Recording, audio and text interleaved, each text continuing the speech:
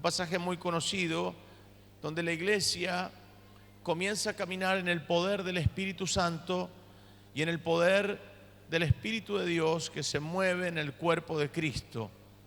¿Cuántas personas nos visitan hoy por primera vez? Levante la mano, por favor. Bienvenidas. ¿Alguien más? Bienvenidos por primera vez por aquí. Hay varios que están por primera vez. Bienvenidos, bienvenidos. Bien, allí arriba, gente que nos visita por primera vez. Bien, son todos de casa los de arriba. Bueno, bienvenidos, un aplauso para todos ustedes. Sean muy bienvenidos a la casa del Señor. El libro de los Hechos, capítulo 3, versículo 1 en adelante, quiero que usted me acompañe a la palabra de Dios.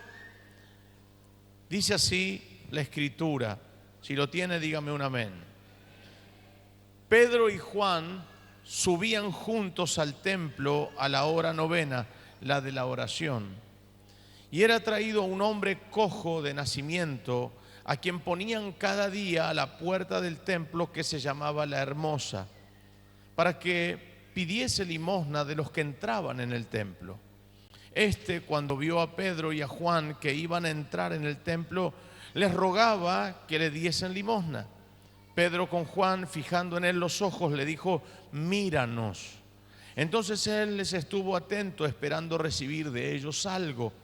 Mas Pedro dijo: no tengo plata ni oro, pero lo que tengo te doy. En el nombre de Jesucristo de Nazaret, levántate y anda. Y tomándole por la mano derecha, le levantó. Y al momento se le afirmaron los pies y tobillos. Y saltando se puso en pie y anduvo y entró con ellos en el templo, andando y saltando y alabando a Dios. Y todo el pueblo le vio andar y alabar a Dios.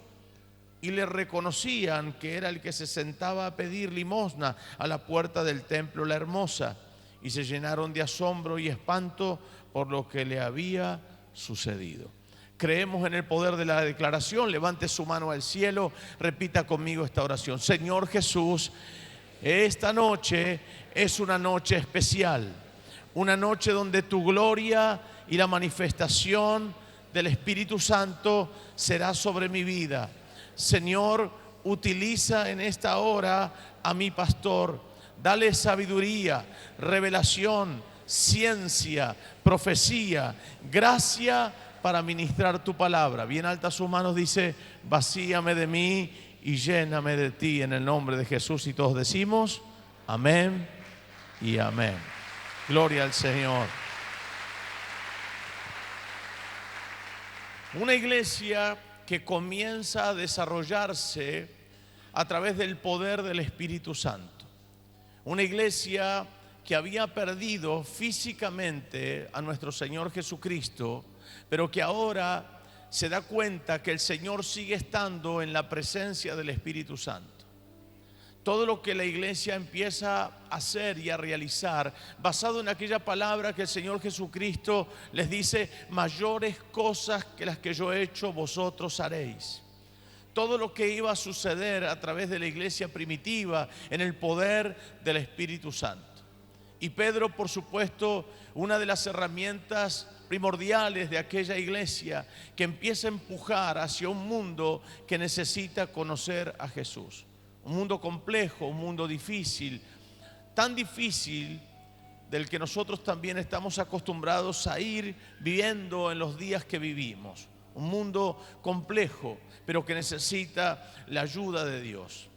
Necesita el encontrarse con Dios.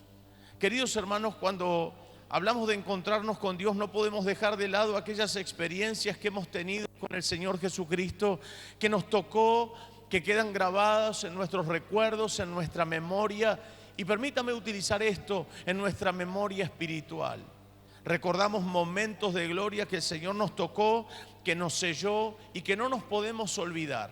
Por ejemplo, el día que el Señor se reveló a tu vida, el día que el Señor te bautizó con el Espíritu Santo, el día que tuviste esa experiencia con la palabra de Dios que traspasó tu corazón, aquel día que quedó sellado. Quizás te olvidaste del predicador o te olvidaste de la palabra que ese predicador dio, pero no podés olvidar de aquel registro que quedó sellado en tu corazón por la experiencia que tuviste. Eso que te pasó, ese fuego que sentiste, esas lágrimas que derramaste, esa palabra que te traspasó el corazón, que siguen estando presentes en momentos de nuestra vida. ¿Cuántos tienen de esos recuerdos? Momentos donde tu alma se derramó en la presencia de Dios, donde el Espíritu Santo te habló profundamente a tu necesidad. Y por supuesto, cada vez que venimos a la iglesia hay un toque de Dios, algo que Dios hace y que nos permite sentirlo, pero hay días que son inolvidables. Queridos hermanos, todos nosotros recordamos esos momentos y quisiéramos volverlos a repetir. Esos momentos de gloria, esos momentos donde el Espíritu Santo irrumpió en nuestra vida, que quisiéramos que se sigan repitiendo y aún más fuertes.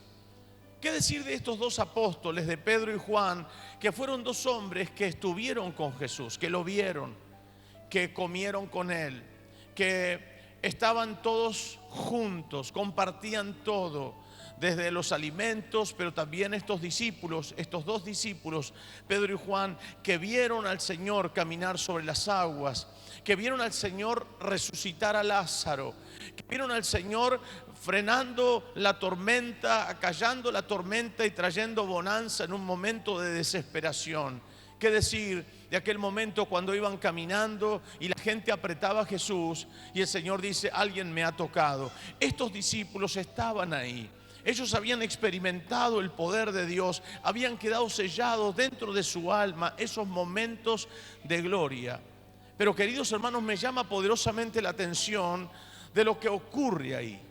Lo que nos está diciendo el capítulo 3 en el versículo 1. Hay algo que me llama la atención. No podemos vivir de recuerdos, no podemos vivir de momentos que hemos vivido con el Señor de manera extraordinaria, sellándonos, como dije al principio, por la palabra o por una experiencia que marcó nuestra vida. Fueron buenos momentos, pero lo que tiene que venir de Dios debe ser mejor. Y eso ya no depende de Él, porque Él quiere seguir manifestándose en nuestra vida. ¿Y cómo se va a manifestar? A través de esta prueba que estás pasando, a través de esta necesidad que estás viviendo, pero que el Señor se quiere manifestar a través de una conexión que no se puede cortar.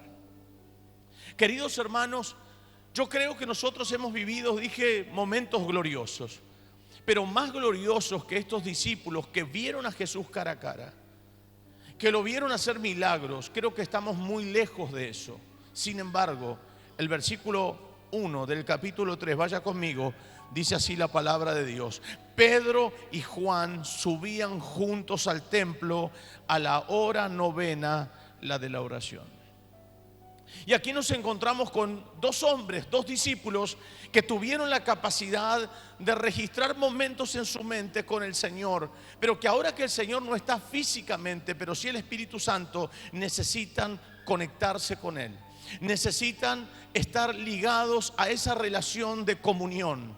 Siendo estos dos hombres que vivieron lo que les dije y ahora están yendo a la hora novena para orar, entonces ¿qué queda para nosotros? Si usted presta atención a lo que voy a decir, muchos de los que estamos aquí nos cuesta muchísimo orar. ¿Por qué? Porque allí hay un momento donde el diablo no quiere que usted se relacione. Él quiere romper esa relación para que usted y yo no tengamos la capacidad de interpretar por qué y el para qué de las cosas que vivimos. Es en el momento donde oramos y buscamos a Dios y nos conectamos con Él, donde las cosas comienzan a suceder. Oiga, era la hora novena. La hora primera era a las 6 de la mañana, pero la hora novena eran las 3 de la tarde. Es el mismo horario que Jesús murió en la cruz del Calvario. Es el mismo momento donde Jesús estaba entregando su vida colgado en una cruz. El momento donde parece que todo termina es el momento que todo comienza. Cuando piensas que todo está hundido, que todo se pierde, que todo se termina, es el momento donde Dios te saca a flote por el poder de la cruz, por el poder de la sangre, por el poder del sacrificio, por el poder de la palabra. ¿Cuántos dicen gloria al Señor? Es extraordinario saber que no puedes cortar esa relación que el Señor quiere tener contigo.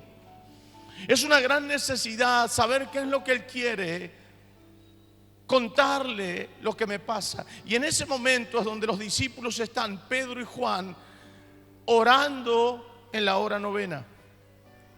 Y en ese momento donde van a entrar al templo para orar, para buscarlo, para tener esa comunión, algo ocurre porque está agendado en la agenda divina.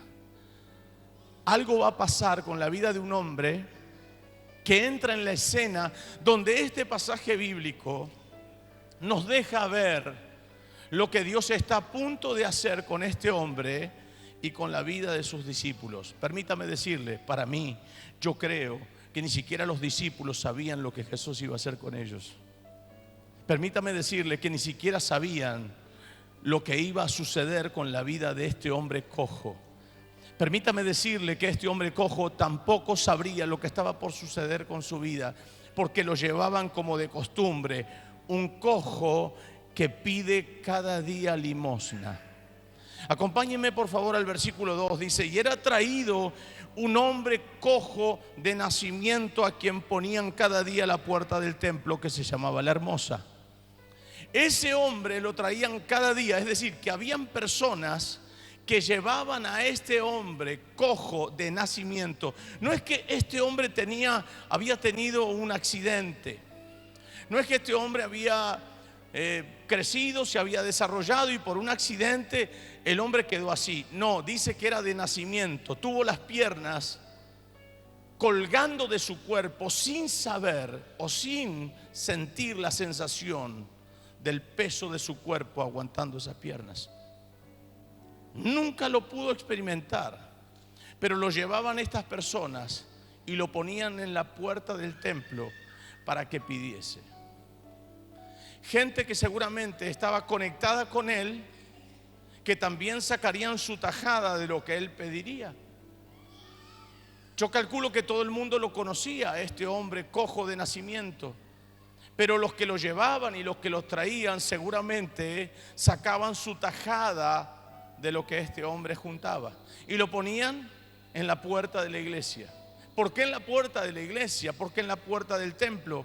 Porque es allí donde nos sensibilizamos. Es cuando venimos necesitados de Dios, de una palabra, donde podemos observar que mi problema puede ser grande, pero cuando entro a la iglesia veo a una persona en una condición como esa y me doy cuenta que mi problema es mucho menor que el que de este hombre. Así que lo ponen en la puerta de la iglesia, del templo, para que pida limosna. Y queridos hermanos, este hombre lo único que sabe es lo que dije hace un ratito, es pedir. ¿Conoce gente que vive pidiendo? ¿Vive pidiendo favores? No me lo señale, por favor, no quiero tener problemas. Pero gente que vive pidiendo, che, me das, ¿no? Siempre está pidiendo y no está mal pedir. El tema es cuando nos acostumbramos a pedir y siempre dependemos de otros y no encontramos nosotros la fuente. Es un gran tema cuando uno siempre pide el favor de los demás, porque hay gente que pide y aun cuando no recibe lo que está pidiendo se enoja. Hay una mujer, hemos ido en algún momento de aniversario con mi esposa a comer a un lugar donde entramos, todo es muy lindo, la gente es muy amable, y entonces mientras estamos en nuestro aniversario, estamos compartiendo y demás, usted sale y se encuentra con una mujer que le ofrece una flor. Entonces uno dice, o le compro la flor o no. Puede ser que uno compre la flor y a veces no quiere comprar la flor, pero la mujer, cuando usted no le compra la flor, empieza a hablar para adentro.